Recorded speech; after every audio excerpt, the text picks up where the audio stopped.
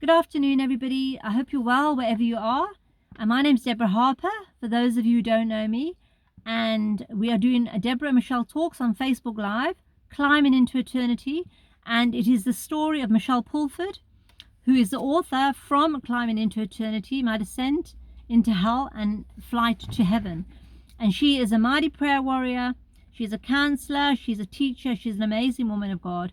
And she is walking us through her pages of her story. We're on episode 82, which will continue this Thursday, the 8th of October. And I just would like to read a book review that we received yesterday from Enos. And this is from Enos. He writes, I read this book, and I must start by saying I haven't made any review on any book that I have read before, in case you find any comments not making much sense. Please understand I am not good in writing reviews. Following are the main points I took from this book. Number 1, child abuse and its effect.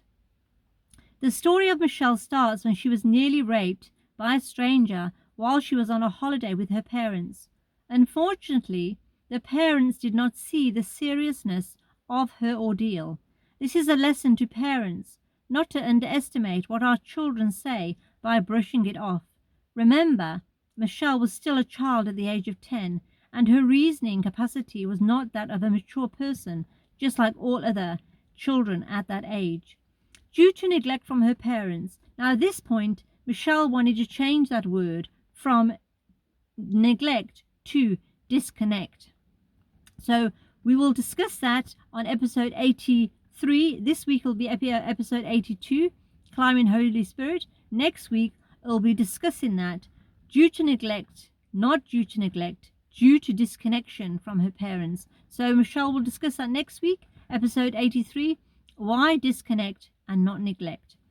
So due to disconnection from her parents, her life was changed completely, and she missed the opportunity to enjoy life as a child. Number 2, wrong decisions spiraling to self-destruction. Her decision to deny herself food and her hell-bent intent to pay revenge by killing any man was the worst decision any person can take, let alone a 10-year-old child. When she embarked on this self-destructive journey, she was unaware that she had just opened the door to the devil. As we see later in her book, her life was under the control of the devil. Lessons to us as parents. Let's always be vigilant and mindful of how our children behave. Let's strive to take corrective actions where necessary. Point number 3, experience in hell and in heaven. It is very difficult to say if it was good or bad that Michelle had to go through such experiences. On the one hand, it was very bad that an innocent child had to finally resort to suicidal actions that led to her death. If her parents had acted correctly from the beginning, this wouldn't have happened. On the other hand, it was a good thing because she happens to be one of the luckiest people on earth. The fact that God was merciful to her to the extent that she was given a chance to see both hell and heaven.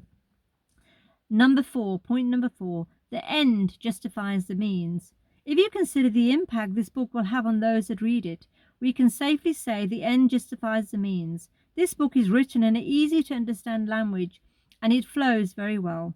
It is such that once you start reading it, you won't want to stop. The writer describes hell in a way that sends a chill down the reader's spine.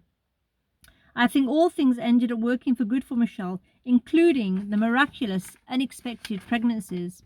Finally, this is a must-read and a must-share book for every Christian. So I thank Enos for his book review, and I'd like to encourage all those others that have read the book to please write a review for Michelle. And it's so important to go out there and share this story, because eternity is a long time, and we're climbing into eternity together. We don't want to go on our own. We want all our friends and our family and everyone we meet to go with us. The enemy comes to steal, rob, and destroy. And we know Jesus came to give us life and life more abundantly. And this is a powerful story of how the enemy comes to steal, rob, and destroy, but how God can turn any situation around for good. And Michelle is making an impact in so many people's lives from her book and from her story today. So we look forward to seeing you this Thursday, the 8th of October, as we continue on episode 82, Climbing Holy Spirit. And then next week, on episode 83, we'll discuss what Enos wrote here, why disconnect and not neglect. So wherever you are, have a wonderful, wonderful week, and sending all the blessings, and we'll hopefully see you soon. God bless.